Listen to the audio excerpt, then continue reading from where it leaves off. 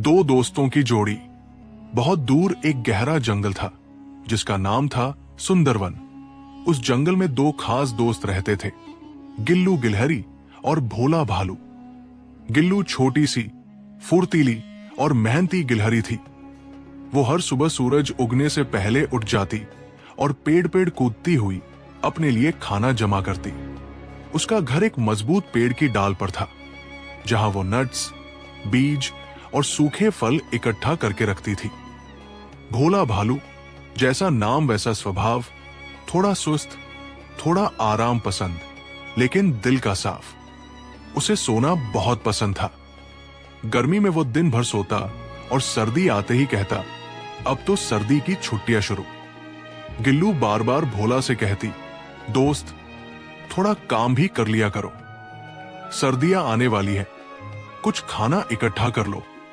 भोला हंसकर कहता, तू तो बस काम ही काम करती रहती है, थोड़ा मस्ती कर, मेरे पास ताकत है, जब भूख लगेगी तो शहद का छत्ता फोड़ लूंगा।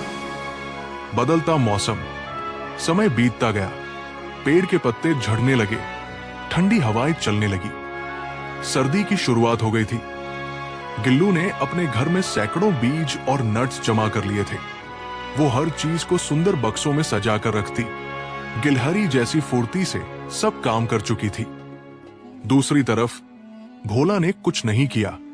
उसने मान लिया था कि जंगल में हमेशा कुछ न कुछ मिल ही जाएगा। परंतु इस बार सर्दियां कुछ ज्यादा ही सख्त थी। पेड़ों पर पत्ते नहीं बचे, शहद के छत्ते जम गए और जमीन इतनी ठंडी थी कि खुदाई भी मुश्किल हो गई। भूखा भालू। एक दिन भोला भूख से बेहाल होकर गिल्लू के पास पहुंचा। गिल्लू दोस्त, कुछ खाने को मिलेगा? अब तो ठंड इतनी है कि मेरा घर से निकलना मुश्किल हो रहा है। गिल्लू थोड़ी देर चुप रही, फिर उसने मुस्कुराते हुए कहा, दोस्त मैं तुम्हें भूखा नहीं देख सकती, लेकिन याद है मैंने तुम्हें पहले ही कहा था कि सर्दियों के लिए तैयारी कर लो।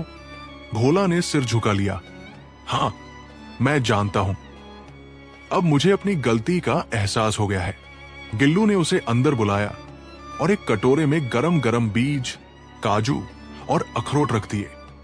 भोला ने खूब तृप्त होकर खाया। सबक और बदलाव। अब भोला रोज गिल्लू की मदद करने लगा। वो लकड़ियां लाता, गिल्लू के घर की सफाई करता और खाना बनाने में मदद करता। धीरे धीरे भोला को मेहनत करने की आदत लग गई। जब वसंत आया और पेड़ों पर फिर से हरे पत्ते उगने लगे, तो भोला ने अपने लिए भी एक छोटा सा गोदाम बना लिया। वो हर दिन मेहनत करता, पेड़ चढ़ना सीख गया और शहद इकट्ठा करने के बजाय बीज और फल जमा करने लगा। जंगल की सभा। गर्मियों की शुरुआत में जंगल की सभा हुई, जिसमें हर जानवर अपनी कहानी सुनाता था। भोला खड़ा हुआ और बोला, मैंने एक बात सीखी है, ताकत से ज्यादा जरूरी है समय पर मेहनत करना। गिल्लू ने मुझे भूखा नहीं मरने दिया, लेकिन अगर मैं पहले ही समझ जाता तो किसी और पर निर्भर नहीं होता। उल्लू जी ने मुस्कुराकर कहा, आज का सबसे बड़ा सबक भोला भालू ने हमें दिया है, मेहनत का फल मीठा होता है। सब जानवर तालियां बजाने लगे। उस दिन से भोला और गिल्लू दोनों मिलकर जंगल के बच्चों को काम करने और सर्दी की तैयारी करने की शिक्षा देने लगे।